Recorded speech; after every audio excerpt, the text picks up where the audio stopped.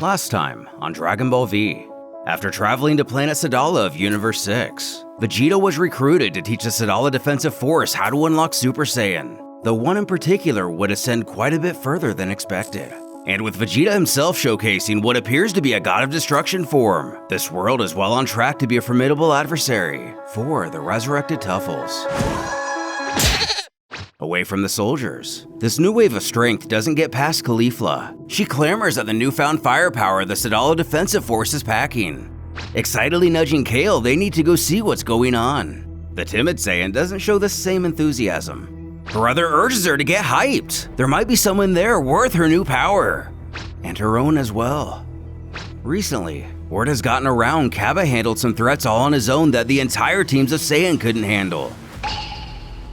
It sounds like fun, and if they can beat the Defensive Force's best man, maybe they could rake in some of that Defensive Force cash and finally make their own territory something special.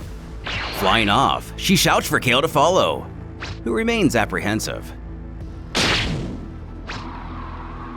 Setting eyes on the Saiyan army, the Rogue Warrior demands to know what's going on. Is everyone a Super Saiyan now? Unfortunately, these two factions don't exactly get along. One soldier scoffs, "Look out everyone, looks like we have company."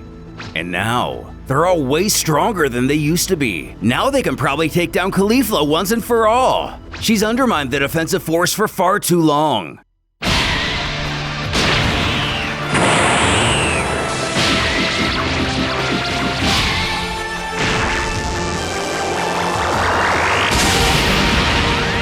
Raiding out and repelling all assailants. One of them balks she really is the demonic Saiyan. Quick to defend her, Caulifla argues it's not like she's actually possessed or something. Her power just goes to her head sometimes. They themselves are no better. Look what they decided to do with their first taste of Super Saiyan. These words fall on deaf ears. Regrouping, they now plan to attack in formation. If they don't take her out now and put an end to this violence once and for all, she could destroy the planet. Caulifla then yells for Kale to get a hold of herself and control her power like she did before. Spectating, Vegeta knows he should have seen this coming from a planet full of rookie Super Saiyans. When something catches his attention with Kale, it looks like... The Rogue Warrior then calmly approaches her friend. She doesn't want to go through this again. Placing her hand on her, she wants to handle this herself.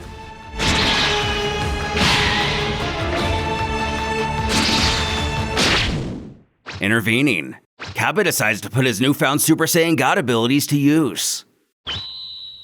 He warns Kale this has gone on long enough. As Saiyans, they should only be fighting each other to grow stronger. Together, this war will do nothing but destroy each other. Somehow, these words get through to her, and the monstrous demonic Saiyan comes to her senses, now able to control her brute power. The prince smirks. He never thought he would see Planet Sadala's war prevented before his own eyes. Coming to this universe has been a learning experience for him too, and that's to say the least. But there is still much more to be done.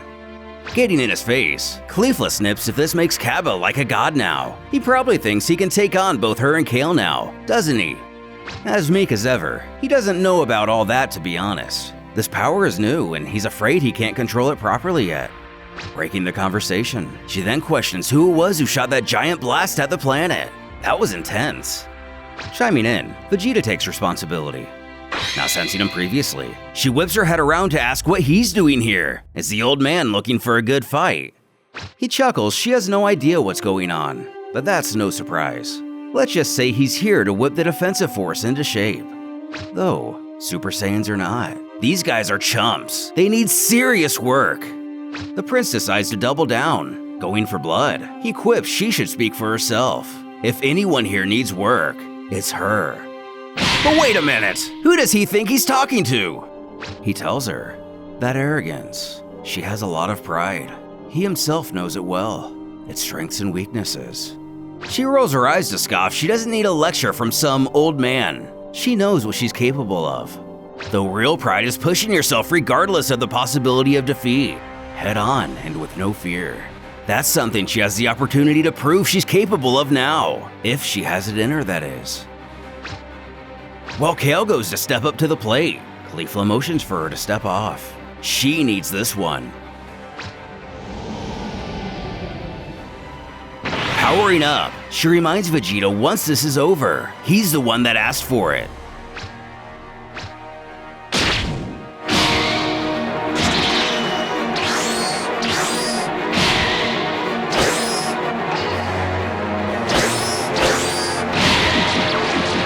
Unable to match his speed, the prince mockingly asks if she really thinks she can win with Super Saiyan. That's rich. They're not even in the same league. Causing her to up the ante to Super Saiyan 2. Sensing her strength, this only proves she's all talk. He hates to break it to her, but she doesn't stand a chance. But if he wants full power, that's what he's gonna get. How does he like Super Saiyan 3? Though Vegeta is far past this meaning anything to him.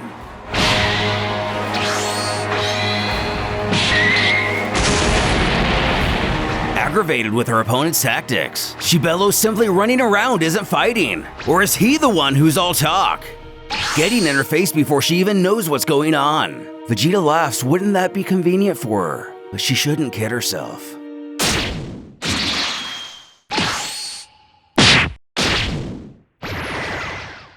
Mirroring a certain purple cat. All it takes is 2 hits for Caulifla to lose this fight. Now back to normal, Kale rushes to her side.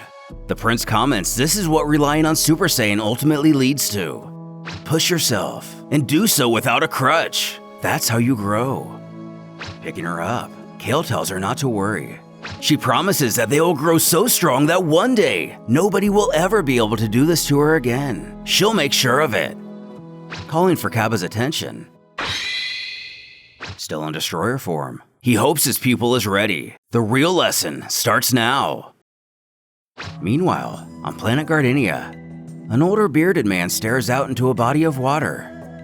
Entering, his grandson comes to check on him, giving us a view of the housing they're in. His elder greets him. We learn the youngster's name is Tarragon. The pair sit down to have a conversation. The old-timer questions if something's troubling him. And he keeps having this dream, or rather, it's more of a vision, where their planet is conquered by aliens. His elder pours himself a drink. He mentions it could be because of their past. They were once at war with a race called the Tektekians. They wanted to harvest this planet for resources. They took over their energy domes and attempted to build cities while everyone was in hiding.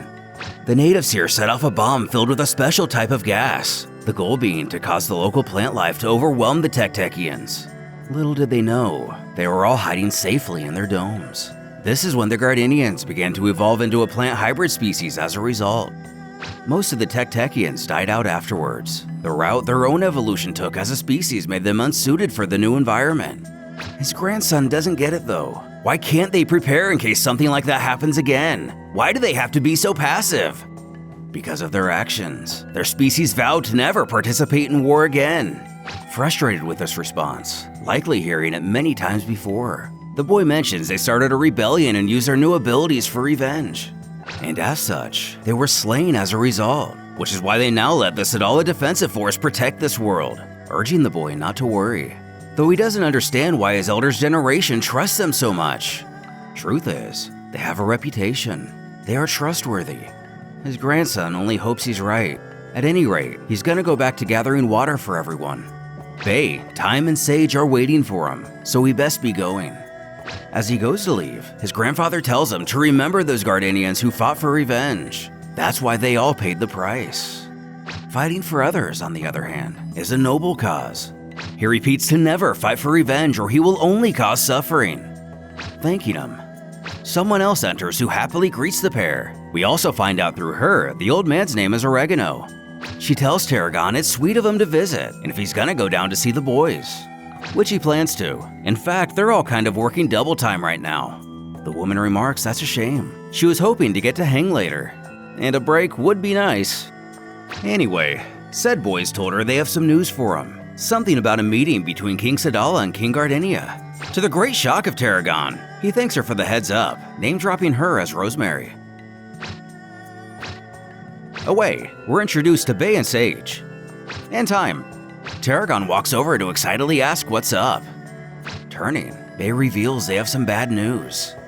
Apparently, King Sadala has called every member of the Sadala army from every planet and ordered them here. They're even bringing in a portable base from outer space, so it looks like they're not getting a break tonight. While this frustrates our focal character, Sage resolves as long as he doesn't have to fight. He's all about this peace life. This prompts Tarragon to question if peace is all he wants for his people, though he only brushes off his comrades' concerns by claiming everything will be fine, like it always has, and that's thanks to the defensive force. Though he himself has a bad feeling about this, only hoping this doesn't turn into a big I told you so. At the Gardenian Kingdom, we're introduced to King Gardenia. He explains how these Tuffles must be a huge threat if King Sadala feels he needs his entire fleet to take them out. Is it really necessary for them to take down the dome and allow the Saiyans to establish a base here? The king, or so he appears, sternly reiterates it's very necessary. The Tuffles are indeed a very big threat. He appreciates the king allowing him to contact his forces from here. They're already observing the ionosphere for the Tuffle threat. They have the planet completely surrounded. With a thunderous landing, the king wonders if they're experiencing an earthquake. But it's merely the Saiyan base. It's currently covering the surrounding area above and around the dome. And now that they're alone, he motions for Skurrat to proceed, whose face transforms to reveal himself as a Tuffle, cackling, "It's about time!"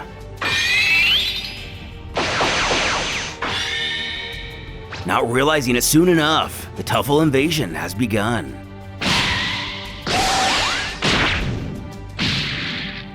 The foe king alerts his soldiers that the Gardenians have revolted against their king. He was assassinated. They must apprehend the murderers at once. As an immense energy wave is felt by the villains. In the upper atmosphere of planet Sadala, Kappa and Vegeta battle it out, the former pleading he doesn't want to destroy the universe. But if he wants to protect the universe with his power, he has to learn how to control it. He's seen with his own eyes how important this lesson is. If Kappa can match the force of his angles and blows, the shockwaves will cease. And if he can't, then he will be responsible for the destruction of this universe, in one way or another. Falling out of his god form, Kappa asks what happened. That power is gone, but he still feels a lot stronger. His mentor explains that's because he absorbed the battle power of Super Saiyan God. His body adapted to it, one of the perks of being a Saiyan. He has enough energy inside him now. With the right guidance, he could become a Super Saiyan God at any time. Now that he has the power of a god, if he can manage to seal that energy into his body so his opponent can't sense it, he will be able to utilize it freely. With that, when Kappa tries to strike him again, he needs to make sure his heightened ki is kept within his body. But the student doesn't know how much longer he can fight. He feels pretty much zapped. Though he better fight like his life depends on it. His heightened ki is still out all around him. However, he appears unable to do so. The prince guesses he'll just have to die a failure who couldn't control his own power. Kappa screams he's had enough of this crap. Kappa's body finally gives out.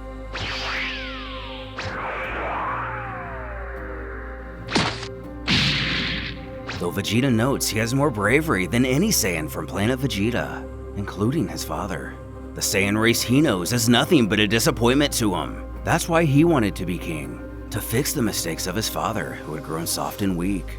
He knows he can't tell them any of this, but these Saiyans of the 6th universe, they have what it takes. He thinks even Kappa knows deep down all of this is necessary. Something tells him these Tuffles are going to be a big problem.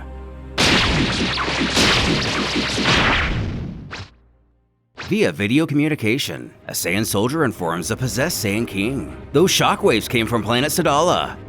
He thanks the underling for the update, but for now, their mission is to capture the Gardenians. As Orin tells his sister, i.e. the king, they have a problem. The stupid machine isn't working. Just then, a cloaked figure offers their assistance. Removing their hood, it's unveiled to be a figure reminiscent of Zeno, or possibly a member of Gear's race, Tarbo's wife. What could their intentions be? And what is the machine Orin refers to?